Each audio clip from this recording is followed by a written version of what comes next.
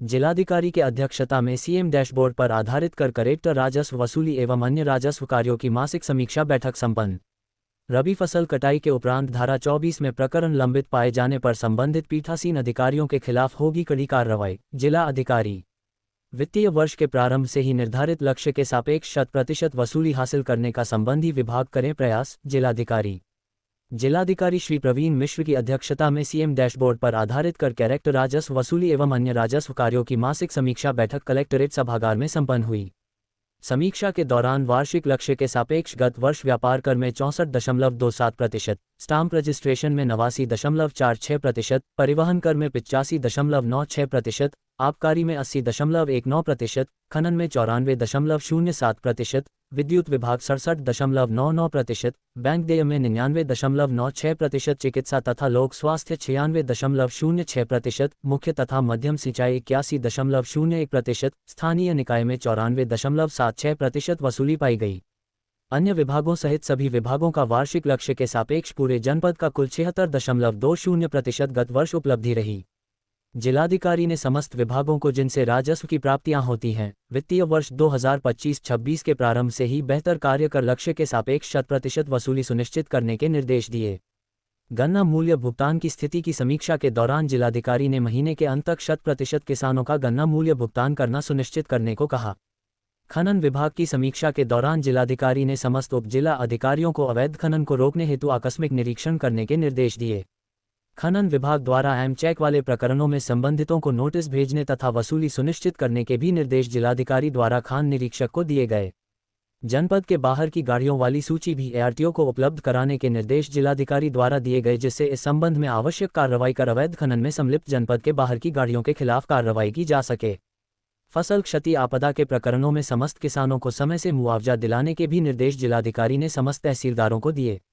उत्तर प्रदेश राजस्व संहिता की विभिन्न धाराओं की समीक्षा के दौरान जिलाधिकारी ने धारा 116 में 5 वर्ष से ऊपर लंबित समस्त प्रकरणों को प्राथमिकता के आधार पर निस्तारित करने के निर्देश दिए।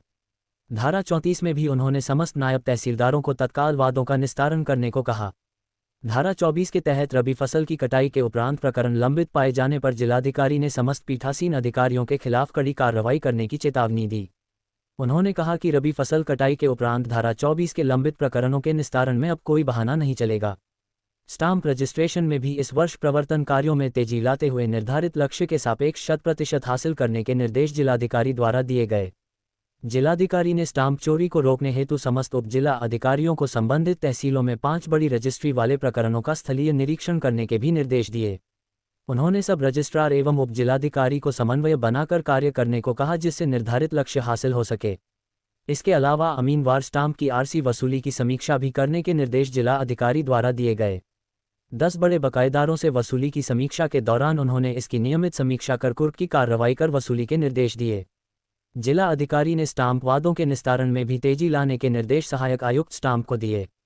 इस दौरान जिलाधिकारी ने समस्त अधिकारियों को उनके कार्यालय में आने वाले लोगों के साथ अच्छा व्यवहार करने तथा उनकी समस्याओं को गंभीरता से लेते हुए गुणवत्तापूर्ण ढंग से निस्तारण करने को कहा।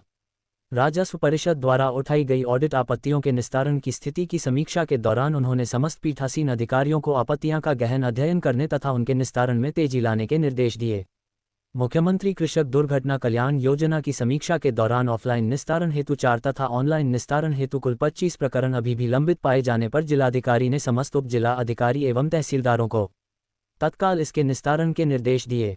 इसके अलावा जनहित गारंटी अधिनियम 2011 के तहत आने वाले आवेदनों का समय सीमा के अंदर ही निस्तारण सुनिश्चित करने के निर्देश जिलाधिकारी द्वारा दिए गए। कृषि, आवास एवं मत्स्य पालन हेतु पट्टा आवंटन की समीक्षा के दौरान उन्होंने पिछले वर्ष निर्धारित लक्ष्य के हिसाब से आवंटन की प्रक्रिया प्रारंभ करने के भी निर्देश समस्त उप जिला अधिकारियों को दिए। भूमाफियाओं तथा अतिक्रमणकर्ताओं के विरुद्ध शिकायतों की समीक्षा के दौरान जिलाधिकारी ने इसमें तत्काल कड़ी कार्रवाई करने को कहा।